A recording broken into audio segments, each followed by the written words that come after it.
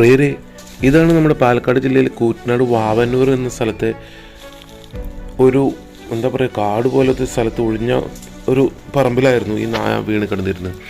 ഇത് അതുപോലൊരു പൊട്ടക്കിണറായിരുന്നു കേട്ടോ. എന്തായാലും അവിടുത്തെ ഒരു ബാബു എന്ന് പറഞ്ഞ ആ ഒരു ചേട്ടനായിരുന്നു എന്നെ വിളിച്ചറിയിച്ചത്. എന്തായാലും അവിടെ എത്തി ഒരു വളരെ മനോഹരമായൊരു റെസ്ക്യൂ ആയിരുന്നു കേട്ടോ.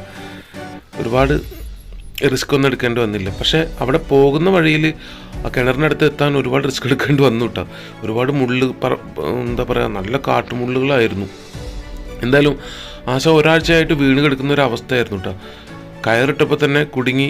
പക്ഷെ കാല് മുന്നിലോട്ട് കടത്താൻ കുറച്ച് സമയമെടുത്തു. പക്ഷെ എങ്കിലും കുടുങ്ങി.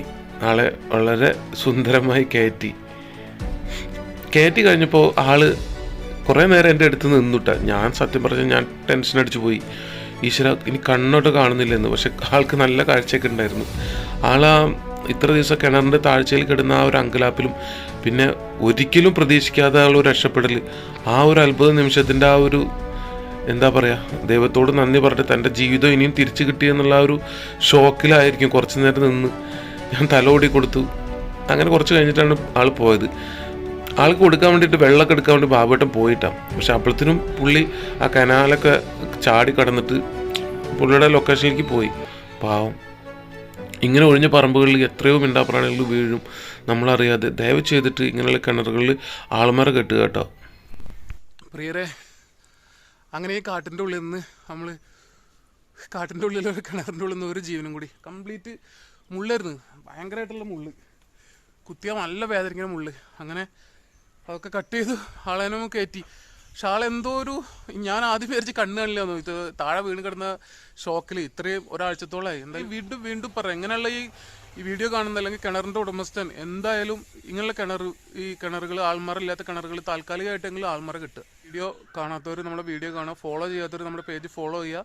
വീഡിയോ കാണുമ്പോൾ നിങ്ങൾ ഷെയർ ചെയ്യുകയും കൂടി ചെയ്യുക. കാരണം നിങ്ങളും ഈ നന്മയുടെ ഒരു ഭാഗമാണ്. നമ്മൾ എന്താ പറയുക, ആരോരുമില്ലാത്ത ഈ മിണ്ടാപ്രാണികൾക്ക് വേണ്ടിയിട്ട് എല്ലാ ജീവനും ഒരുപോലെ നമ്മളാൽ കഴിയുന്ന സഹായം. ഇതാണ് ബാബു കേട്ടോ. അപ്പോൾ പുള്ളിയാണ് നമ്മൾ കിണറിൽ കിടക്കുന്ന നായക്ക് ഇത്ര ദിവസം വെള്ളവും ഭക്ഷണവും നൽകിയിട്ട് അതിൻ്റെ ജീവൻ നിലനിർത്തിയത്.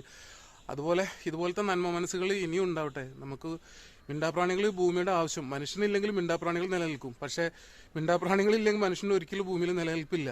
അപ്പോൾ അതുകൊണ്ട് നമ്മളാൽ കഴിയുന്ന പോലെ ഓരോ ജീവജാലങ്ങൾക്കും നമ്മളാൽ കഴിയുന്ന പോലെ സഹായം ചെയ്തു കൊടുക്കുക കേട്ടോ.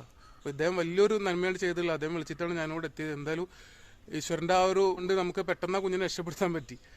അപ്പോൾ വീണ്ടും കാണാം.